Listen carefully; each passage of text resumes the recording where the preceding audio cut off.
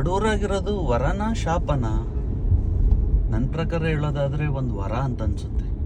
ಯಾಕೆಂದರೆ ಶ್ರೀಮಂತರ ಮಕ್ಕಳು ಯಾವತ್ತೂ ಸಾಧನೆ ಮಾಡಿದ್ದು ಇತಿಹಾಸದಲ್ಲೇ ಇಲ್ಲ. ಯಾವ ಕೋಟ್ಯಾಧೀಶ್ವರರ ಮಗ ಬಂದು ಇಂಥ ಒಂದು ಸಾಧನೆ ಮಾಡಿದ್ದೀನಿ ಎಕ್ಸಾಂಪಲ್ ನನಗೆ ಕಾಣಿಸ್ತಾ ಇಲ್ಲ.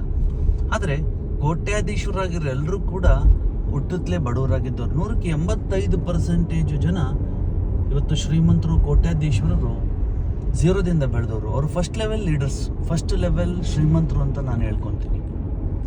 ಹೆಂಗೆ ವರ ಅಂತ ನಾನು ಎಕ್ಸ್ಪ್ಲೇನ್ ಮಾಡ್ತೀನಿ ಅಂದರೆ, ಅವಕಾಶಗಳು ಅವ್ರ ಹತ್ರ ಬಂದಾಗ ಅವರು ಅದನ್ನು ಒಪ್ಕೊಳ್ತಾರೆ. ಯಾಕೆಂದರೆ ಅವ್ರಿಗಿರೋ ಹಸಿವು. ಯಾವುದೇ ಒಂದು ಅವಕಾಶ ಇರ್ಬೋದು, ಅದು ಬೇಸಿಕ್ ಬದುಕೋದಕ್ಕೆ ಇರ್ಬೋದು, ಅದನ್ನು ಒಪ್ಕೊಳ್ತಾರೆ ಅವರು.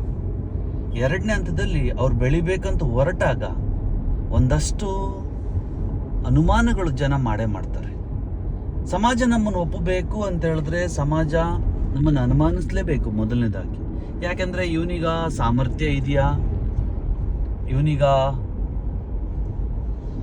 ಸಾಮರ್ಥ್ಯದ ಜೊತೆಗೆ ಆ ಕೌಶಲ್ಯಗಳಿದಾವ, ಅವನಿಗೆ ಆ ಶಕ್ತಿ ಇದೆಯಾ ಅಂತ ನಮ್ಮನ್ನು ಅನುಮಾನ ಮಾಡುತ್ತೆ. ಒಂದು ವೇಳೆ ನಾವು ಆ ಸಾಮರ್ಥ್ಯನ ವೃದ್ಧಿ ಮಾಡ್ಕೊಂಡಿದ್ದೀವಿ, ಆ ಕೌಶಲ್ಯಗಳನ್ನು ಬೆಳೆಸ್ಕೊಂಡಿದ್ದೀವಿ ಅಂತ ಅನಿಸಿದ್ರೆ ಒಂದಷ್ಟು ಮಟ್ಟಿಗೆ ಒಂದಷ್ಟು ಚಾಲೆಂಜಸ್ಗಳನ್ನು ನಮ್ಮ ಮೇಲೆ ಹಾಕುತ್ತೆ. ಆ ಚಾಲೆಂಜಸ್ಗಳಲ್ಲಿ ನಾವು ಸೋಲ್ತೀವಿ. ಯಾಕಂತ ಹೇಳಿದ್ರೆ ಸಮಾಜ ಹಾಕೋ ಚಾಲೆಂಜಸ್ಗಳನ್ನು ಫೇಸ್ ಮಾಡುವಂಥ ಸಾಮರ್ಥ್ಯ ಕಲಿತಿದ ತಕ್ಷಣ ಬರೋದಿಲ್ಲ. ಅದಕ್ಕೆ ಹೇಳ್ತಾರಲ್ವ, ಈಗ ಡಾಕ್ಟ್ರು MBBS ಮುಗಿಸಿದ ತಕ್ಷಣ ಅವ್ರು ಟ್ರೈನಿ ಅಂತ ಹೇಳ್ತಾರೆ. ಅವ್ರು ಯಾರು ಸರ್ಜನ್ಗಳಲ್ಲ, ಅವ್ರು ಎಕ್ಸ್ಪರ್ಟ್ ಅಲ್ಲ. ಬಟ್ ಅವ್ರಿಗೆ ಬರ್ತಾರೋ ಸವಾಲುಗಳಿಂದ ಅವ್ರು ಓದಿದ ತಕ್ಷಣ, ಅವ್ರು ತಿಳ್ಕೊಂಡ ತಕ್ಷಣ, ಸ್ಕಿಲ್ ಇದ್ದ ತಕ್ಷಣ ಅವ್ರದಲ್ಲಿ ಗೆಲ್ಲಕ್ಕಾಗೋದಿಲ್ಲ.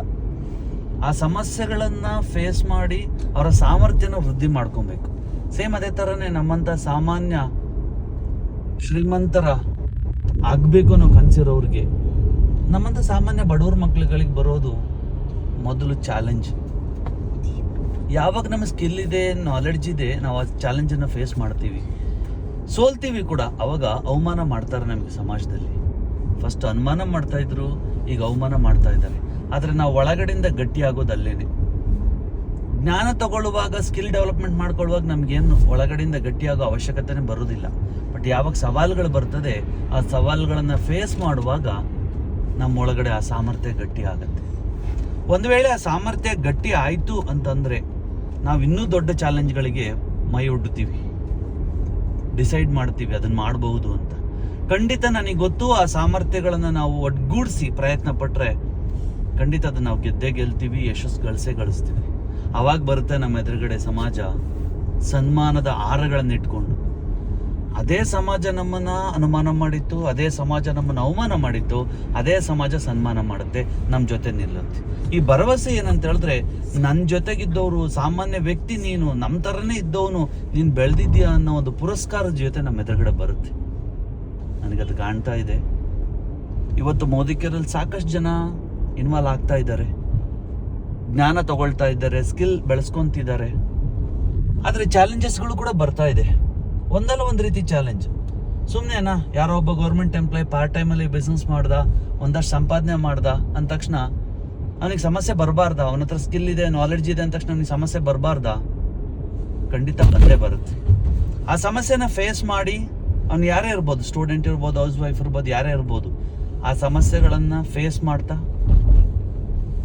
ಒಂದಷ್ಟು ಒಳಗಡೆಯಿಂದ ಗಟ್ಟಿ ಆದರೆ ಅವಮಾನ ಮಾಡಿದವರು, ಅನುಮಾನ ಮಾಡಿದವರು ಸನ್ಮಾನದ ಹಾರಗಳನ್ನು ಇಟ್ಕೊಂಡು ಬರ್ತಾರೆ. ಇವತ್ತೊಂದು ಅದ್ಭುತವಾಗಿರೋ ಪ್ಲಾನ್ ಬಂದಿದೆ, ಇನ್ಫಿನಿಟಿ ಪ್ಲಾನ್. ಭಾಳ ಬ್ಯೂಟಿಫುಲ್ ಆಗಿದೆ. ನಾನು ಅದನ್ನು ಅನಾಲಿಸಿಸ್ ಮಾಡಿ ನೋಡಿದ್ರೆ ಎಂಥ ಅದ್ಭುತವಾಗಿರೋ ಪ್ಲಾನ್. ಲಾಸ್ಟ್ 2020 ಇಸ್ವಿ 2021 ಇಸ್ವಿಯಿಂದ ನಾನು ಅರ್ನ್ ಮಾಡ್ತಾ ಇದ್ದೀನಿ ಒಂದು ಒಳ್ಳೆ ಇನ್ಕಮನ್ನೇ. ನನ್ನ ಟೋಟಲ್ ಬಿಸ್ನೆಸ್ ವಾಲ್ಯೂಮ್ ಮೇಲೆ ಏನು ಇನ್ಕಮ್ ಬರ್ತಾ ಇತ್ತೋ ಅದರ ಡಬಲ್ ಇವಾಗ ಬರ್ತಾ ಇದೆ. ವಾವ್ ಅಲ್ವಾ? ತುಂಬ ಕಡಿಮೆ ಬಿಸ್ನೆಸ್ ವಾಲ್ಯೂಮಲ್ಲಿ ಒಂದು ಹೈಯೆಸ್ಟ್ ಇನ್ಕಮನ್ನು ಅರ್ನ್ ಮಾಡ್ಬೋದು ಅಂತ ಹೇಳಿದ್ರೆ ಎಂಥ ಗ್ರೇಟ್ ಇನ್ಫಿನಿಟಿ ಪ್ಲಾನ್. ಬೇಕಾಗಿರೋದು 4 ಡಿಫ್ರೆಂಟ್ ಲೈನ್, 4 ಡಿಫ್ರೆಂಟ್ ಟೀಮನ್ನ ಕಟ್ತೀವಿ. ಹಂಗಂದ್ರೆ 4 ಜನ ಸ್ಪಾನ್ಸರ್ ಮಾಡಬೇಕಾ? ಹಂಗಲ್ಲ, ನೀವು ಎಷ್ಟು ಜನ ಬೇಕಾದ್ರೂ ಸ್ಪಾನ್ಸರ್ ಮಾಡಬಹುದು. ಆದರೆ ತುಂಬ ದೊಡ್ಡ ಲೆವೆಲ್ ಬೆಳೆಯೋದಕ್ಕೆ 4 ಜನರನ್ನು ಬೆಳೆಸಿದ್ರೆ ಸಾಕು. ಎಷ್ಟು ಅದ್ಭುತವಾಗಿದೆ. ಸೊ ನನ್ನ ಮಾತಿಷ್ಟೇ, ನಾವು ಬಡವರಾಗಿ ಹುಟ್ಟಿರೋದು ನಮಗೆ ವರ. ಯಾಕೆಂದರೆ ಈ ಸಮಾಜ ನಮ್ಮನ್ನು ಅವಮಾನ ಮಾಡುತ್ತೆ, ಅನುಮಾನ ಮಾಡುತ್ತೆ, ಸನ್ಮಾನ ಮಾಡುತ್ತೆ, ನಮ್ಮ ಜೊತೆ ಬಂದು ನಿಲ್ಲುತ್ತೆ.